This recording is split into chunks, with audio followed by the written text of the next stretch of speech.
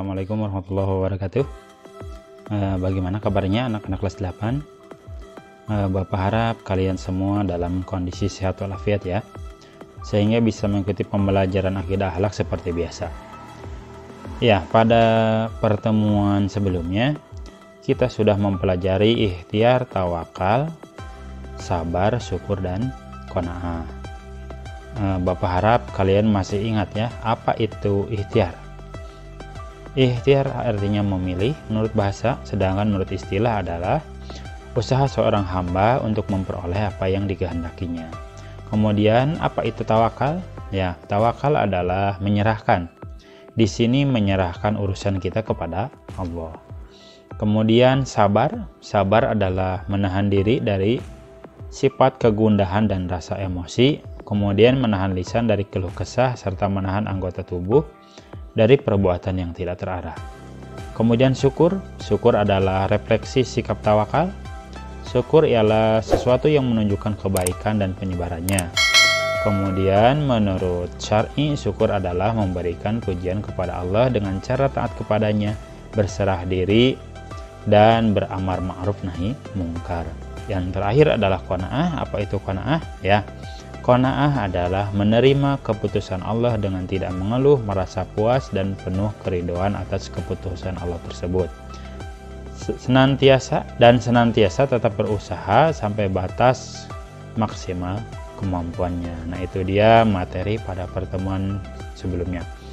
Insya Allah pada pertemuan kali ini materi yang akan kita pelajari adalah tentang menghindari akhlak tercela, ananiyah, putus asa, godob, dan tamak. Namun pada pertemuan sekarang materi yang akan dibahas adalah materi ananiyah dan putus asa saja. Baik, sebelum kita mulai, kompetensi dasar pada pertemuan kali ini yaitu memahami pengertian dalil, contoh, dan dampak negatif sifat ananiyah, putus asa, godob, dan tamak. Nah, itu kompetensi dasarnya. Baik, sebelum kita mulai, mari kita awali pembelajaran kali ini dengan mengucapkan basmalah bersama. Bismillahirrahmanirrahim. Silahkan buka halaman 76. Di halaman 76 ada beberapa gambar ya. Ada 4 buah gambar. Silahkan kalian amati keempat gambar tersebut dan buat pertanyaan dari keempat gambar tersebut. Pertanyaan yang berhubungan atau yang berkaitan dengan keempat gambar tersebut yang ada hubungannya juga dengan materi yang akan kita bahas nanti. Ya. Kalian tahu apa itu ananiyah? Atau pernah mendengar apa itu ananiyah? Atau pernah juga mendengar apa itu putus asa? Tentu kita semua pernah mendengar ya, dan sekarang kita akan bahas. Apa itu ananiyah? Lihat halaman 77. Ananiyah disebut juga egois. Nah, di sini pengertiannya ananiyah adalah egois, yaitu sifat yang menilai sesuatu berdasarkan kepentingan diri sendiri dan meremehkan orang lain. Jadi ananiyah itu dari anak saya, keakuan, gitu ya. Nah, di sini ananiyah adalah sifat yang tercela dan membahayakan di dalam pergaulan di masyarakat. Ananiyah termasuk penyakit hati. Apabila dibiarkan akan berkembang menjadi sombong, kikir, takabur yang diiringi sifat iri dan dengki. Nah, itu dia pembahasan tentang ananiyah. Kemudian dalil yang membahas tentang ananiyah di sini ada surat Luqman ayat 18. Dan janganlah kamu memalingkan mukamu dari manusia karena sombong, dan janganlah kamu berjalan di muka bumi ini dengan angkuh. Nah, itu dia dalilnya ya. Sebelum kita lanjut, nah di sini ada PowerPoint ya, yang juga membahas tentang ananiyah. Bisa kalian lihat bersama, bisa kita lihat bersama. Ananiyah adalah sikap ingin menonjolkan dirinya, kurang menghargai orang lain. Itu pengertiannya ya. Ananiyah menurut bahasa berasal dari kata aku, yang artinya egois. Jadi ananiyah itu keakuan atau keegoisan. Nah, itu dia ya. Anania. Tadi dalilnya sudah. Kita lanjut, apa saja atau bagaimana bentuk-bentuk egois itu atau bagaimana bentuk-bentuk anania itu. Yang pertama, selalu ingin menang dalam pembicaraan bersama teman. Nah ini jika bersama teman, dia kalau bicara itu ingin menang sendiri, atau perbuatannya itu menunjukkan kalau dia itu ingin menang sendiri, tidak memperdulikan orang lain. Kemudian yang selanjutnya, bentuk-bentuk anania, kurang menghargai pendapat orang lain walaupun benar. Kemudian menonjolkan kemampuan dirinya di hadapan sesama manusia. Dia mempunyai kemampuan, kemudian dia perlihatkan, gitu ya. Mending kalau betul kemampuannya itu dimiliki olehnya, tapi cuma sekedar ingin sombong padahal dia tidak memiliki kemampuan apa-apa. Nah ini ya yang bahaya. Kemudian bentuk-bentuk anania yang lain, yang terakhir di sini adalah susah menerima saran dan kritik dari orang lain. Dirinya selalu merasa dirinya benar. Apapun yang dikatakan, apapun yang diperbuatannya, selalu merasa benar. Sehingga ketika ada kesalahan, dia diberi saran, dia diberi kritik, ia tidak menerima atau susah menerimanya. Nah itu dia bentuk-bentuk anania ya. Kemudian, nah ini dampak negatif dan cara menghindari sifat anania. Karena ini perbuatan tercela, tentu ada dampak negatif bagi orang yang memiliki sifat anania. Apa saja dampak negatifnya? Seperti yang bisa kalian baca bersama, dampak negatif anania yang pertama adalah tidak disukai dalam pergaulan, karena dia meremehkan orang lain, karena dia merasa dia itu lebih hebat gitu ya dari orang lain. Jadi dia tidak akan disukai, lambat laun ditinggalkan, tidak akan ditemani. Kemudian menurunkan martabatnya, dan yang terakhir adalah terisolir dari pergaulan masyarakat lingkungannya. Ya jangankan di lingkungan masyarakat, coba di dalam kelas ya, kalau ada teman kalian yang egois, kalian mau berteman dengannya tidak? Tidak ya, karena dia itu egois, ingin menang sendiri. Ya pada akhirnya dia akan dijauhi dan terisolir dari pergaulan bersama teman-temannya, tidak didekati gitu ya. Lalu bagaimana menghindari sikap anania? Yang pertama adalah mengendalikan diri untuk tidak selalu menang dalam pembicaraan. Jadi ketika berbicara itu saling menghargai. Kemudian tidak menganggap bahwa pendapatnya sendiri yang paling benar. Nah ini ya, menghargai pendapat orang lain, tidak egois merasa pendapat kita yang paling benar. Yang terakhir adalah belajar menghargai orang lain sebagaimana dirinya ingin dihargai. Kalian ingin dihargai oleh orang lain, ya hargai orang lain. Nah itu dia cara menghindari sikap anania. Mudah-mudahan sampai sini kalian paham ya. Di buku juga sama ya, di sini ada dampak negatifnya, ya ini juga hampir sama ya. Bisa kita lihat di sini di halaman 78, dampak negatif anania. Yang pertama, menimbulkan kekecewaan orang lain. Yang kedua, merusak hubungan persaudaraan atau merusak hubungan pertemanan ya. Yang ketiga, memutuskan hubungan silaturahim. Yang keempat, dijauhi dalam pergaulan dan dikucilkan oleh orang lain. Yang kelima, kaku dalam pergaulan sehingga sulit mencapai ketentraman hidup bersama.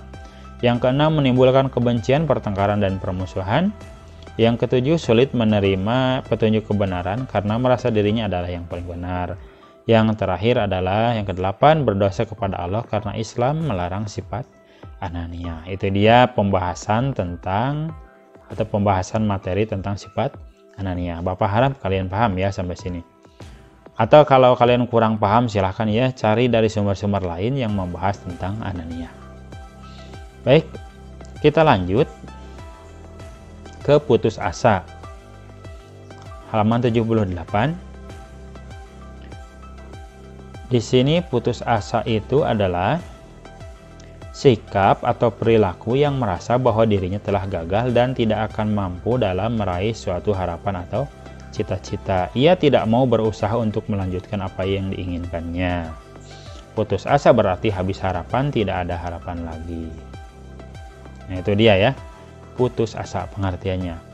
Apa penyebabnya? Penyebab putus asa seseorang biasanya karena terjadinya kegagalan yang berulang kali dalam mencapai sesuatu atau dalam mengharapkan sesuatu. Itu ya. Di sini dalilnya di halaman 79 ya.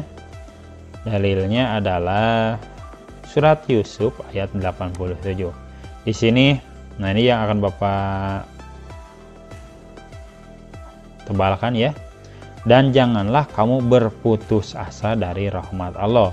Sesungguhnya yang berputus asa dari rahmat Allah hanyalah orang-orang kafir. Nih, janganlah kamu berputus asa dari rahmat Allah. Nah itu ya, dalil tentang putus asa. Tadi di atas sudah ya pengertian putus asa. Kita kembali lagi ke PowerPoint ya. Bahasan putus asa. Di sini putus asa sama ya seperti yang ada di buku. Putus asa yaitu habis harapan atau tidak ada harapan lagi. Putus asa berarti hilang atau lenyap harapan terhadap sesuatu yang semula hendak dicapai. Apa penyebab seseorang putus asa? Tadi juga sudah disebutkan ya. Penyebab seseorang putus asa adalah karena terjadinya kegagalan yang berulang kali dalam mencapai cita-cita atau pengharapan terhadap sesuatu. Nah itu dia ya, putus asa pengertiannya dan penyebab seseorang putus asa. Selanjutnya, larangan berputus asa tadi sudah ya di dalil, yaitu surat Yusuf ayat 87. Dan jangan kamu berputus asa dari rahmat Allah, hanyalah orang-orang kafir yang berputus asa. Nah itu dia ya dalilnya atau larangan tentang berputus asa. Kemudian bagaimana bentuk-bentuk putus asa? Yang pertama adalah bermalas-malasan setelah mengalami kegagalan dalam suatu usaha. Jadi ketika dia gagal, dia tidak mau berusaha lagi, malas berusaha lagi. Yang kedua adalah tidak bersemangat untuk meneruskan usahanya yang gagal. Jadi sudah saja di situ berhenti, ketika gagal sudah, dia tidak mau berusaha lagi. Kemudian yang selanjutnya tampak murung dan tidak memiliki gairah untuk berusaha lagi. Dan yang terakhir adalah mudah terpancing emosinya. Nah itu dia bentuk-bentuk putus asa. Kemudian bagaimana dampak negatif dari putus asa? Yang pertama, putus asa bisa merugikan diri sendiri. Kemudian susah untuk mencapai kemajuan karena tidak berani berbuat. Yang ketiga, telah terkena sifat-sifat kafir karena putus asa dari rahmat Allah. Nah itu dia dampak negatifnya ya. Yang terakhir adalah menghindari putus asa. Menghindarinya bagaimana? Yang pertama, merenungi kegagalan yang dialami orang lain sehingga dapat memperoleh perbandingan dari pengalaman pahit orang lain. Nah itu dia ya cara menghindari putus asa.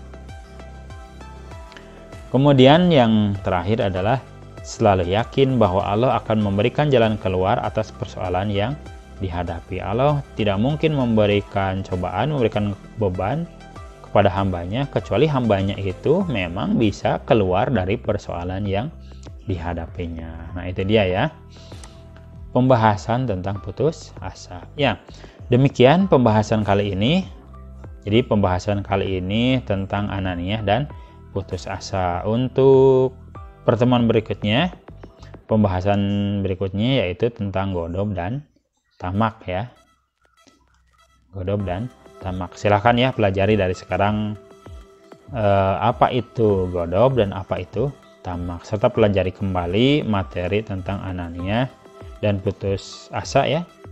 Tidak hanya dari buku, silahkan buka sumber-sumber yang lain, mau itu di YouTube, mau itu di Google ya. Banyak sekali materi yang membahas tentang ananiah, putus asa, godob dan tamak. Demikian pertemuan kali ini. Bapak harap pertemuan kali ini bisa bermanfaat untuk kita semua. Mohon maaf jika pada penyampaian materi kali ini banyak sekali kesalahan ya. Terima kasih atas perhatiannya. Assalamualaikum warahmatullahi wabarakatuh.